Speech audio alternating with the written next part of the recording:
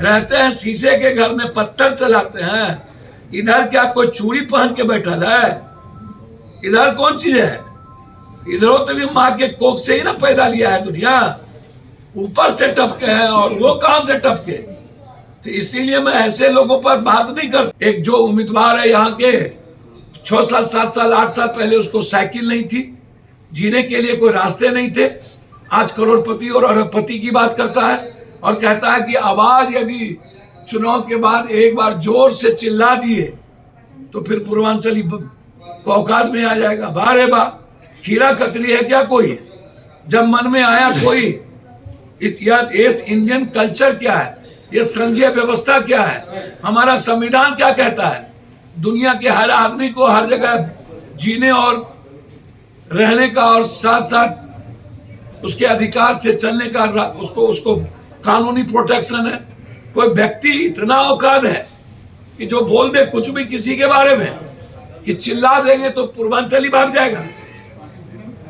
इस देश के संविधान और कानून के रहते नेताओं की ये बात तो बीजेपी के खून में है। बड़े मियाँ तो बड़े मियाँ, छोटे मियाँ सुभान अल्लाह, सुख बाजा तबाजा चलनियो बाजा। अरे उसको कहिए शीशे के घर में रह के पत्थर ना फेंके। 1914 का आप रेशियो देख लीजिए और 24 का देखिए। इसका मतलब है नेताओं के प्रति और दल के प्रति लोगों में दिलचस्पी नहीं रही। बाद के भाजपा प्रत्याशी पर गरजते हुए पप्पू यादव ने कहा कि शीशे के मकान में रहते हो और पत्थर चलाते हो, तथा उन्होंने कांग्रेस प्रत्याशी अनुपमा सिंह के प्रति भी अपना विचार व्यक्त किया और बोला कि यह हमारी बहू और बेटी है। हमारी बहू है। ये हमारा व्यक्तिगत रिश्ता था राजेंद्र राव के साथ। कांग्रेस हमारा तो लक्ष्य है ही ना, राहुल गांधी जी पीएम बने तो हम तो हर जगह जाएंगे। राहुल गांधी जी, हम तो, सवाल मेरे लिए धनबाद नहीं है।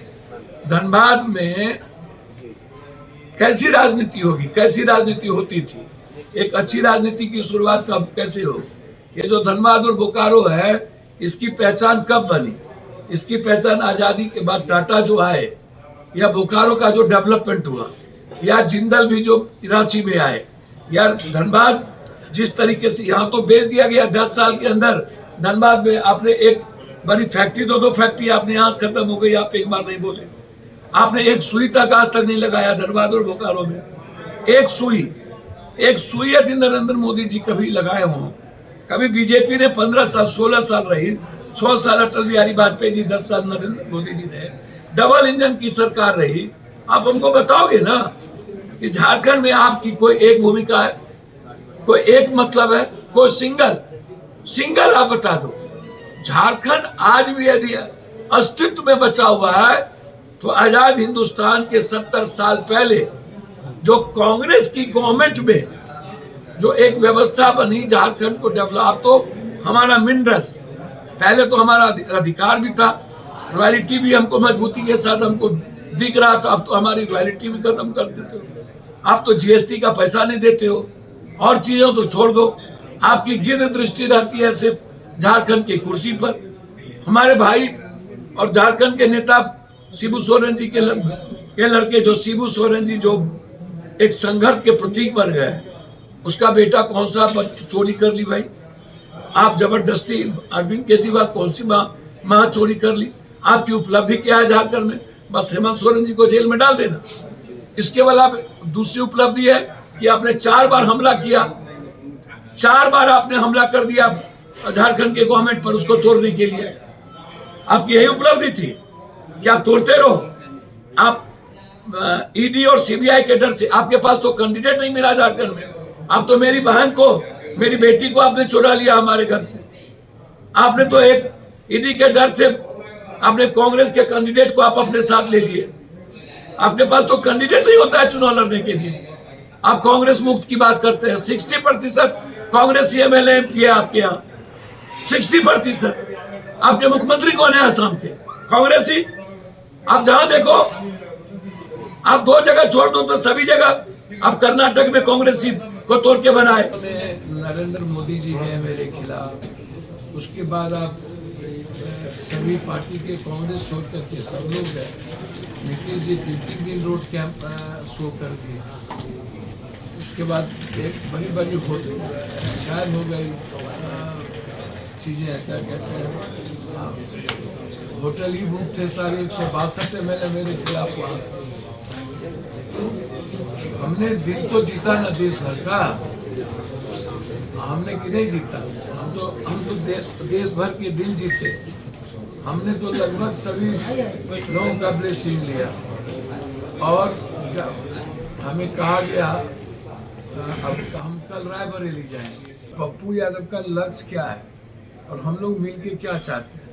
यदि 2024 का चुनाव हम लोग लड़ रहे हैं तो हमको कांग्रेस के नेतृत्व में लड़ना होगा। अगले बार भी मैंने यही बात कही थी। करोड़ों रुपया के चोपर से आइए आप, कौन सा आप तोप खाने आप लोग भाई, ठीक है। मैं मानता हूँ हिंदू मुसलमान या जातीय राजनीति को बहुत बढ़ावा मिले, लेकिन इस बार नहीं है। मैं एकदम मानने को तैयार हूँ कि इस बार जमीन पर नरेंद्र मोदी जी नहीं है कहीं। मैं एकदम मानने को तैयार हूँ कि नरेंद्र मोदी जी की जो हवा उन्होंने पुलवामा में फैलाई थी और 2014 में मनमोहन सिंह जी के एक भूल के कारण जिनको एक मौका मिला था, आज 2024 में नरेंद्र मोदी महिलाओं में कंप्लीट रूप से वो नीचे जा चुके हैं, उनकी ग्राफ नीचे जा चुकी है। उसके पीछे कारण है वो ऑक्सीजन सिलेंडर 1400-1500 रुपया वो महंगाई, 120 रुपया तेल, 100 रुपया 125 रुपया दाल, सब्जी कोई खा नहीं सकता। आज जिसके साथ इनका कर्नाटक में गठबंधन है, बाप बेटा ने 8000 बेटियों के साथ यौन शोषण करके वीडियो बनाया।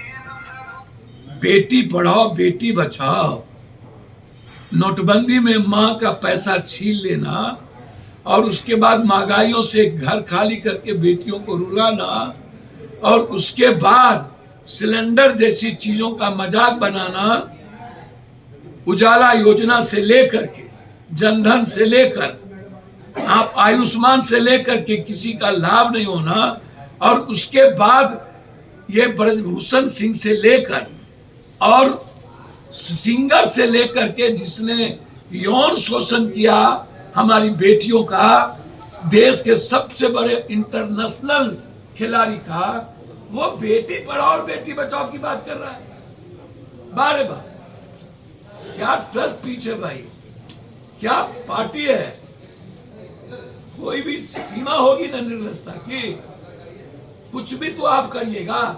झारखंड के बाद, जैसे झारखंड में भी यही कभी कभी हाल होता है कि 18 के बाद झारखंड रहेंगे।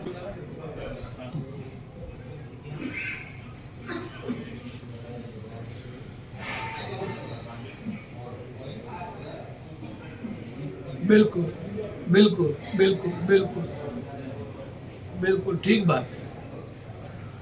हर भैंस चराने वाला, गाय चराने वाला, गरीब गुरबा सब पॉलिटिकल है। उनको पता है कि हमको वोट कहाँ डालना है, वहाँ पैसे पर कोई खरीद नहीं सकता। वो समाजवादी धरती है और देश को दिशा दिया है मधेपुरा भूपेंद्र बाबू, बीपी मंडल, ललित नारायण मिश्रा जी से लेकर शहीद सूरज नारायण सिंह, हमारे बहुत बड़े साहित्यकार थे उस इलाके में, उनसे लेकर के आज तक, नक्षत्र मलाकार से लेकर आज तक वो जमीन है। इसीलिए वो मेरा घर है और मैं कोशिश करूँगा अपने घर को मजबूत करने का। और मैं आपको विश्वास दिलाता हूँ 2025 में आपको ऐसा दिखेगा। और मैं ये प्रयास करूँगा नीतीश बाबू के तरह नहीं कि किसी को भी कब कुछ बोल देना। आज जब नीतीश जी के बारे में किसी व्यक्ति का कितना गंदा भर्सन निकलता है कोर्ट में, वो वीडियो आप देख लीजिएगा। उन्होंने कहा मुख्यमंत्री नीतीश जी है तो उन्होंने क्या बोला था, और आज वो कह रहे हैं कि मेरा बाप दादा यही है, हम पहले से जानते हैं। तो नीतीश बाबू की इमेज ऐसी नहीं है। नीतीश बाबू के बारे में मेरा व्यक्तिगत ओपिनियन है कि वो एज ए पॉलिटिकल संस्कार और संस्कृति उसकी जिंदा रहती है। पॉलिटिकल क्रेडिबिलिटी नीतीश कुमार जी ने ख़त्म कर लिया है। क्रेडिबिलिटी अलग है और कल्चर अलग है, संस्कार अलग है। तो कुछ चीज़ है जो जिंदा रखते हैं। लेकिन ये जो एपिसोड है अभी चुनाव में जातीय उन्माद पैदा करना, चुनाव कल खत्म हो जाएगा और ये हालात रहे तो बिहार बढ़ जाएगा। वहाँ पर जिस तरीके से आज निकल करके बात हो रही है, तो मैं समझता हूँ कि इसको रोकना चाहिए। आप अपना काम करिए, निकले हैं जिन चीज़ों के लिए, कोई भी ऐसी बात ना हो। यहाँ से प्रधानमंत्री के रूप में धनबाद राहुल गांधी को देख रहा है, मेरी बहू, मेरी बेटी की तरह जो यहाँ खड़ी है, जो पढ़ी लिखी सीजन लेडीज ही नहीं है, एक संघर्षशील पिता की बहू है, जिनकी आवाज़ मजदूरों की थी, जिनकी आवाज़ सिर्फ गरीबों की थी, जिनकी आवाज़ एक निचले तबके लोगों की थी, जहाँ पर सिर्फ सरभरा वर्ग था, उस व्यक्ति ने अपनी कुर्बानी दी, उसकी बहू चुनाव लड़ रही है, मतलब पप्पू यादव की बहू। मजदूरी करने मैं आया हूँ, मैं मजदूरी दूंगा, सूद और ब्याज के साथ धनबाद को लौटाऊंगा।